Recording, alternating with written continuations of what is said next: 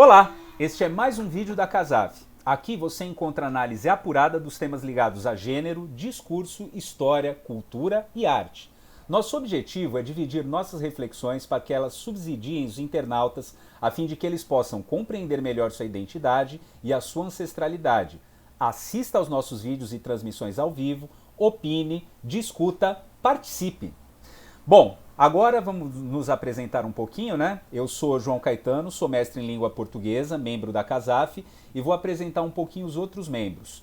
Paulo Pires, mestre em Direito Constitucional. Vamos lá, Paulo? Olá, pessoal. Muito bom dia a todos. Sejam bem-vindos ao nosso canal. Espero que vocês gostem dos temas que nós vamos abordar por aqui. Silvana Barbaric, mestre em História Social. Sim. Olá, pessoal. Fiquem com a gente. Vocês vão gostar, tenho certeza. Muito bem, gente. Hoje nós falaremos sobre um dos fatos mais chocantes e dramáticos das últimas décadas do continente africano. Um fato que gerou consequências desastrosas para vários países e teve ampla repercussão mundial. Hoje falaremos do...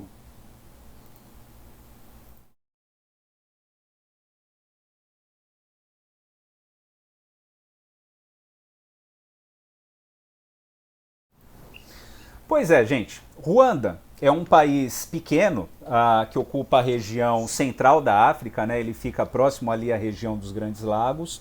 E é um país que teve uma convulsão social enorme, a coisa de 27 anos, né? Então, antes da gente falar propriamente dito da questão do genocídio de Ruanda, vamos entender um pouquinho sobre que país é esse, né? Ruanda. Então, tá aparecendo aí para vocês, né? Um mapa político de Ruanda. Então, Ruanda é um pequeno país centro-africano, pequeno mesmo, gente. Para vocês terem ideia, ele tem cerca de 24 mil quilômetros quadrados. Ele é bem menor que o menor estado da Federação do Brasil, por exemplo, que é o Sergipe, para vocês terem uma ideia. Ele está encravado, né? Ele está situado a oeste a República Democrática do Congo, ao norte Uganda, a leste Tanzânia e ao sul Burundi. E é um país africano que tem bastante recursos minerais, como muitos países africanos, né? Conta com uma fauna e uma flora bastante variada e razoavelmente bem preservada, mas é um país pequeno, né? Com uma população de mais ou menos 12 milhões de habitantes. Tem uma única cidade bastante grande, que é a capital Kigali, e todas as demais cidades elas não passam de mais ou menos 100 mil habitantes. Tem um clima equatorial, então nesse ponto ele é muito similar à grande maioria dos países africanos. O que vai diferir Ruanda dos outros países é a questão do genocídio, e que é muito falado ainda hoje. Mas é bom que a gente entenda o seguinte: por que houve o genocídio, né? A gente precisa pensar o seguinte: a Ruanda é um país que ele é composto basicamente de 3 etnias. Então nós temos os Hutus, que são a maioria da população, os Tutsis, que são cerca de 15% da população, os Hutus são mais ou menos 84%, e os Tuás, que compõem 1% da população. Historicamente, os Tutsis eles são uma dinastia, né?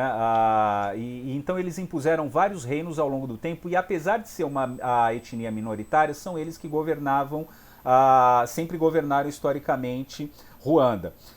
Em 1959, a população Hutu ela toma o poder, e aí ela fica até 1990.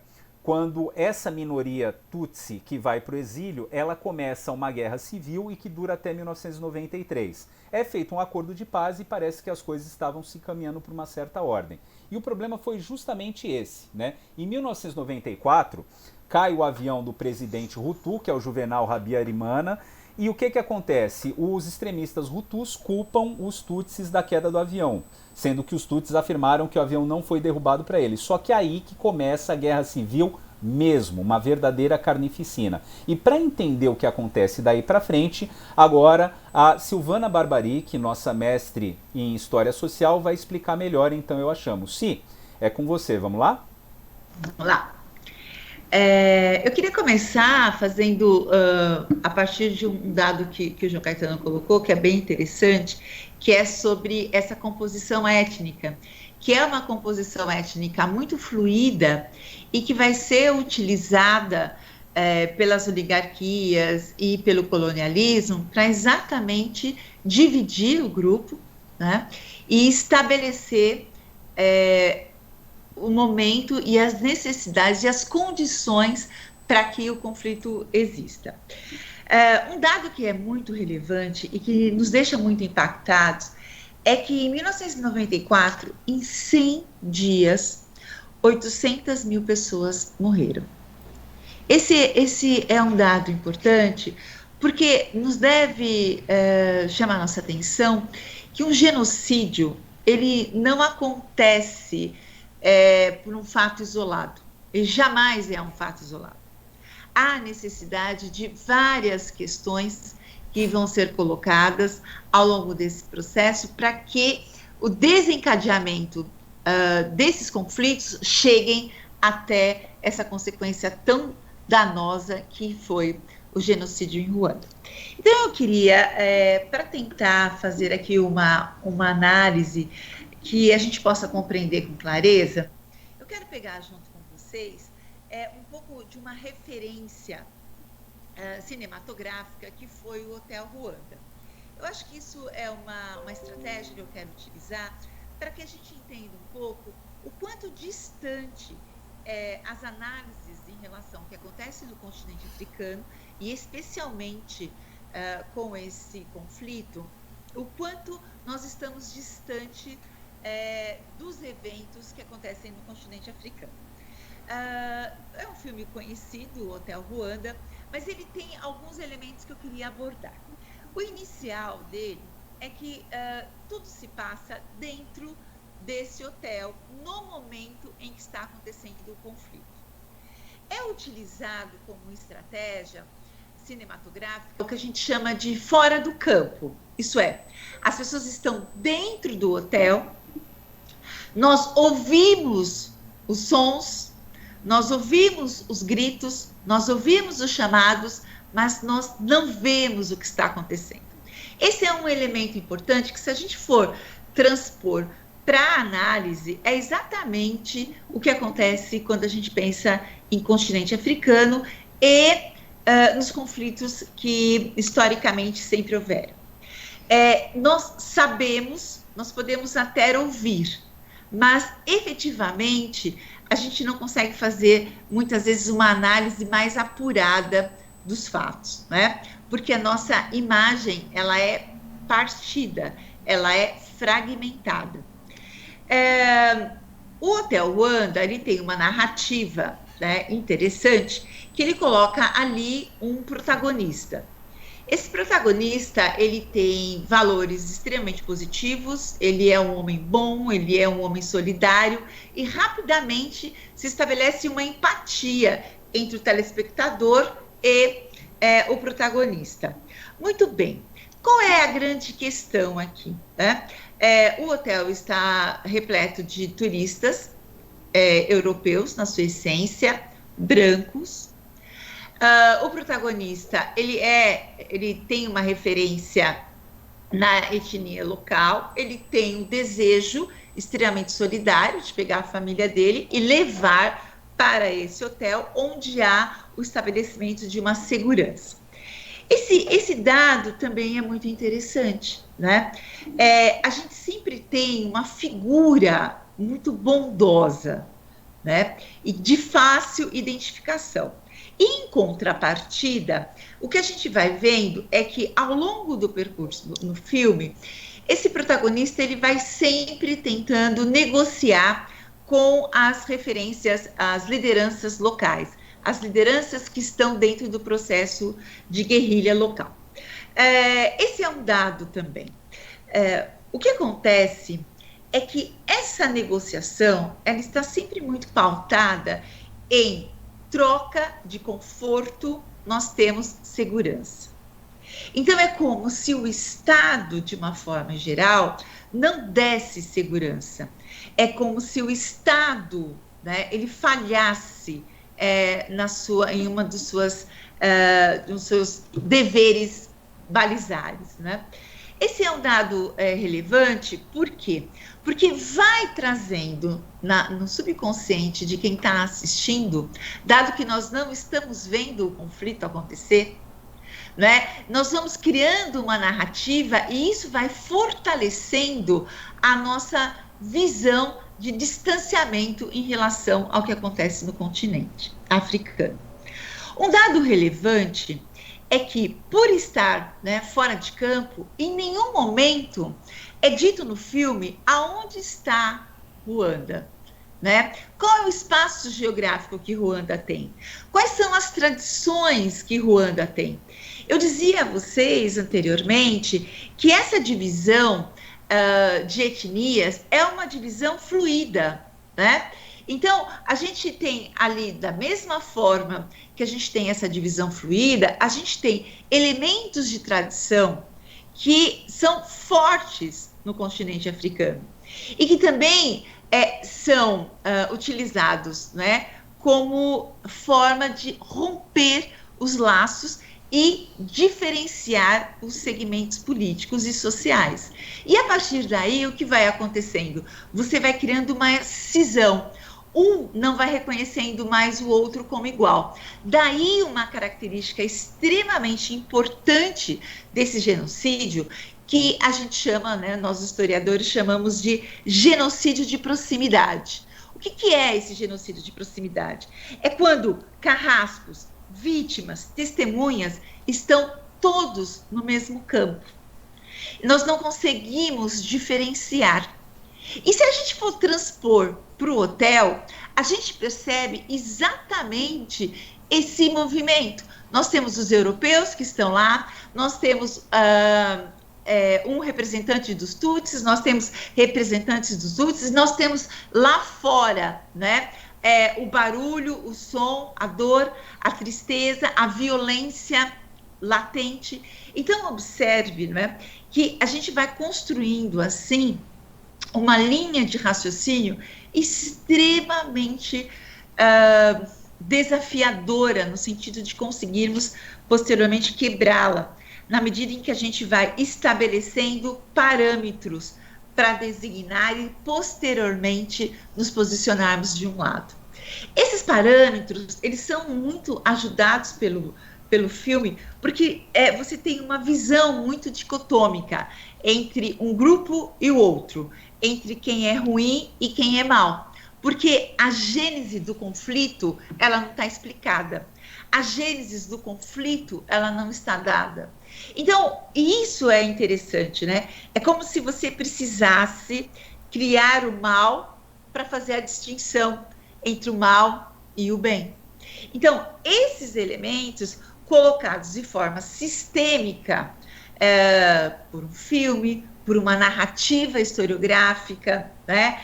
Eles nos afastam muitas vezes da complexidade, não só do que há no continente africano, mas, sobretudo, da complexidade da posição neocolonialista que a gente vai ter de forma tão sistemática nesse continente.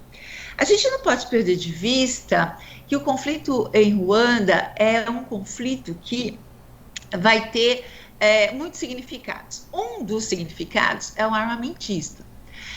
A gente sabe que existem teorias que dão conta de que muitas vezes um conflito como esse, ele é uma justificativa não só para a mortandade justificável, né, para o escoamento de armas, mas também para a adesão política em relação ao Estado que está e ao Estado que quer entrar.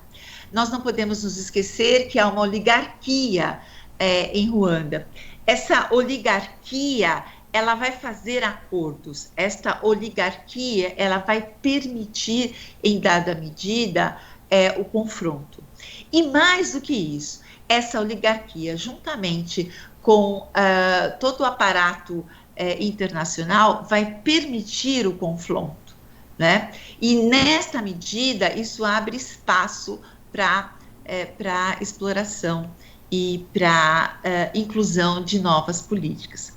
Esse é um dado que eu queria colocar, que eu acho que é relevante, e a gente vai, a partir daí, estabelecer que você tem uma por esse distanciamento, a gente vai acabar tendo o que a Simone Müller vai chamar, a Susana Müller vai chamar de fadiga da compaixão. Eu acho que esse é um tema importante.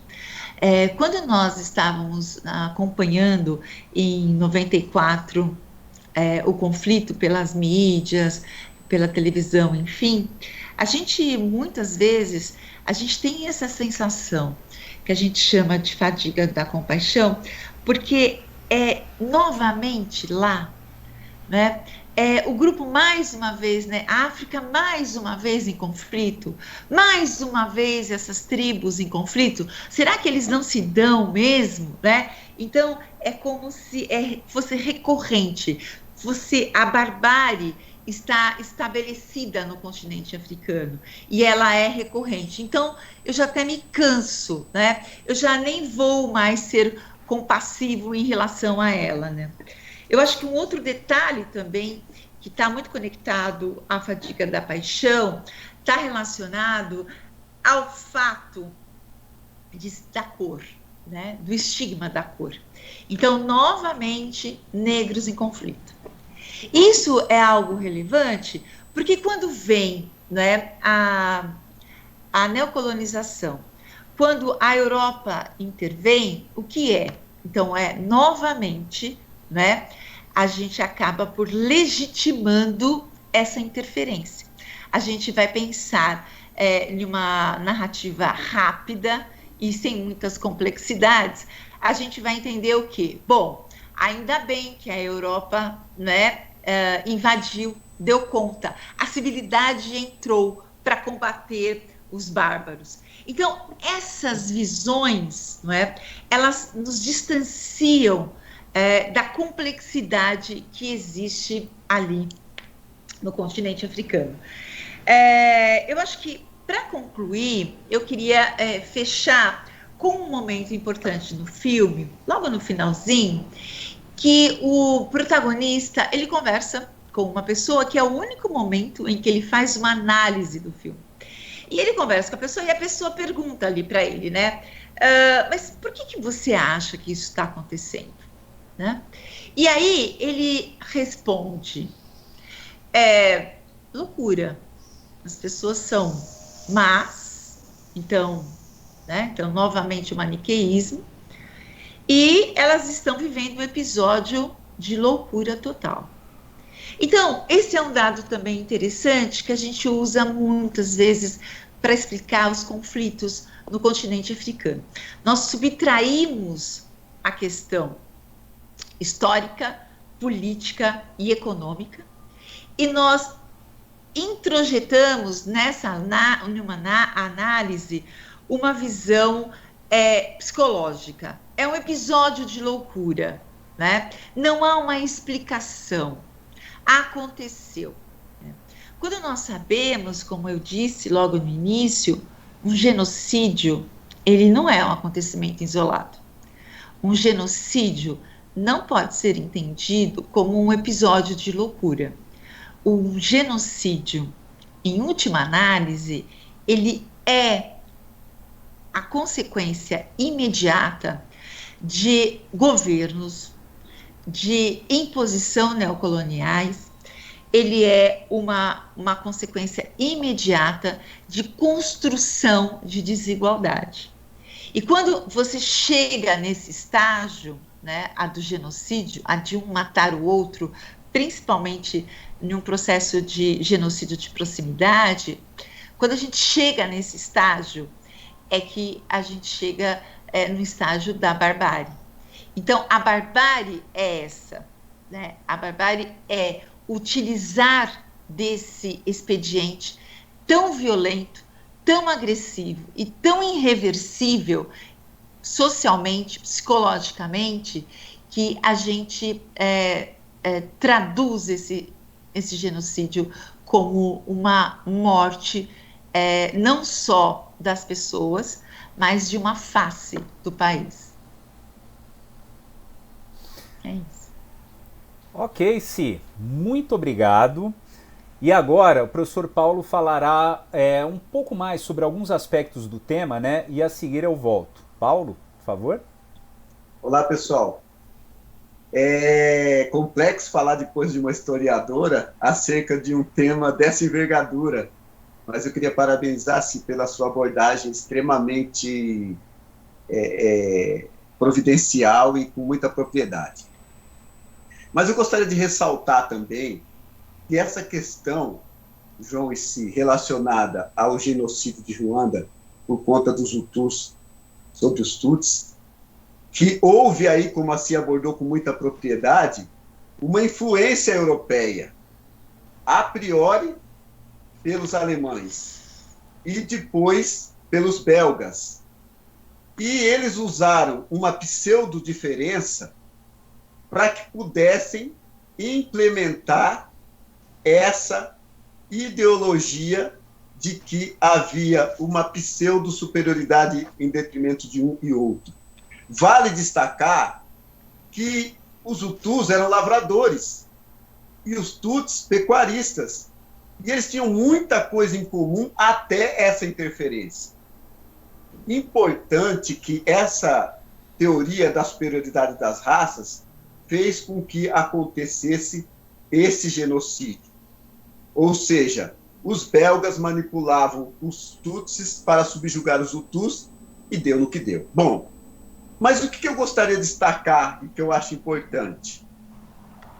Que sobre a ótica eminentemente legal, o termo Hutu e Tutsis foram abolidos das identidades daquele povo.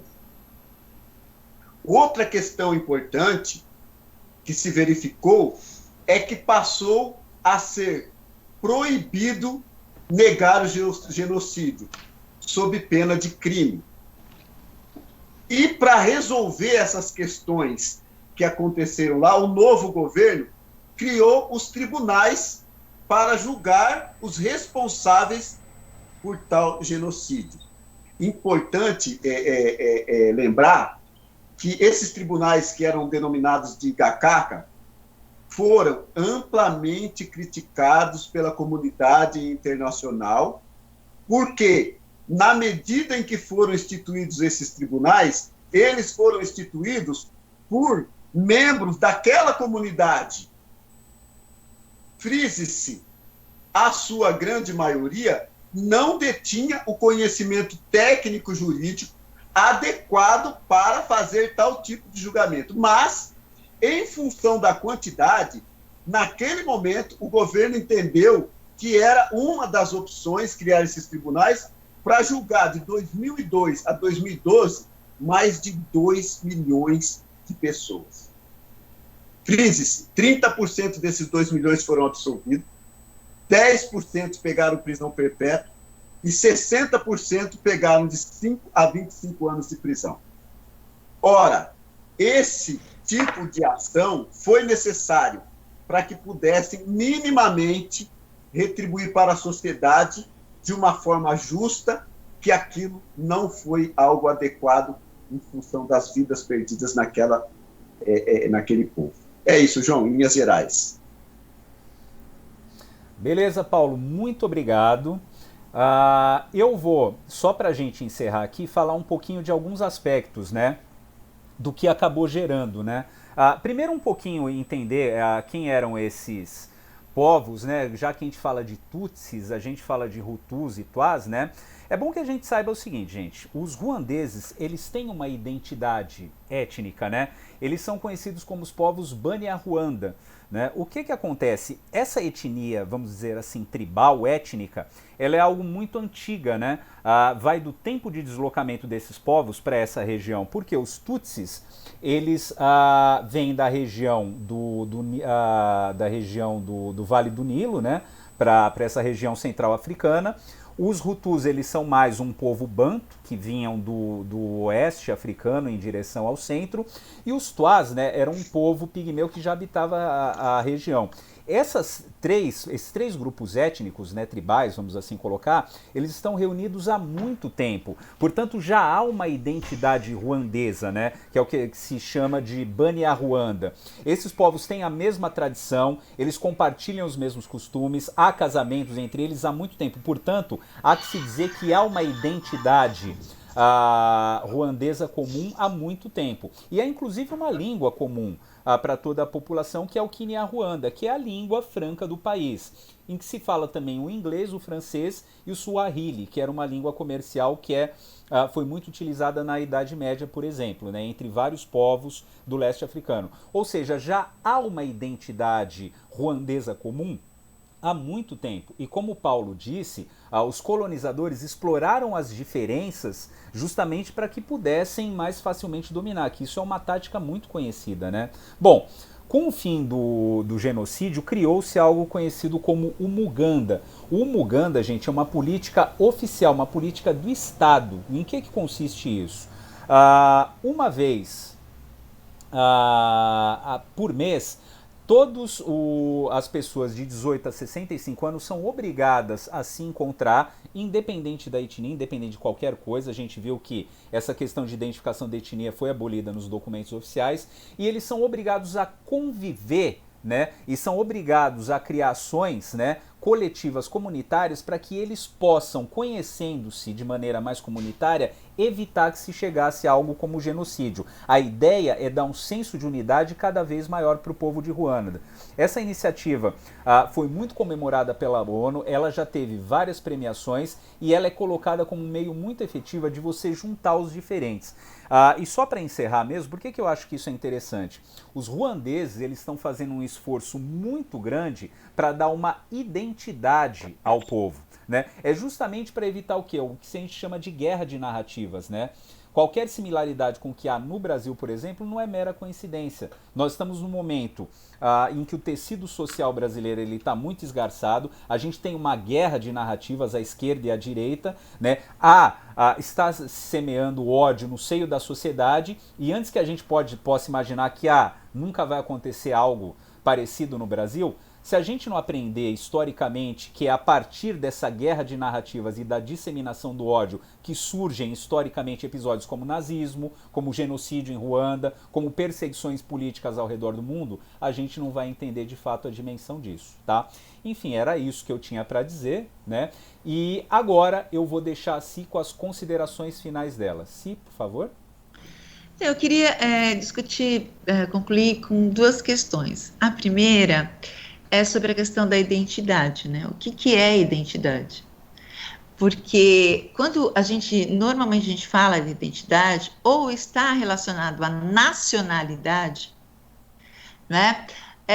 Ou está relacionado ao que você acredita, está conectado com as suas tradições. Então, essa é uma grande questão. Então, assim, o que é identidade, né? A identidade é um elemento que te liga, filosoficamente falando, que te liga não só à sua história presente, mas à sua história passada. Por isso que o Sankofa é tão importante. Então, é um fio que te dá uma condução, que te dá, inclusive, o empoderamento, que te conecta com os espaços a que você pertence. Quando esse fio é rompido, o que acontece, né? Você perde isso, você enfraquece. E a partir daí, né, as narrativas, elas podem capturar você. Esse dado, ele é um dado que é relevante na medida em que, quando a gente pensa os grandes movimentos históricos, né, de destruição de povos, a gente vai ver que, impressionantemente, é sempre esse o alvo. E, impressionantemente, este alvo sempre, em alguma dimensão, é rompido e há o sucesso do invasor. Então, o que eu queria colocar aqui são dois elementos. Esse, de uma busca identitária, né, que possa fortalecer da onde somos, e quem somos. Um outro elemento que eu acho que é importante e que o genocídio de Ruanda deve trazer para nós é a psique, né, do dominado. O Franz Fanon fala muito bem sobre isso, né? Então, assim, quem é esse dominado? Na medida em que a gente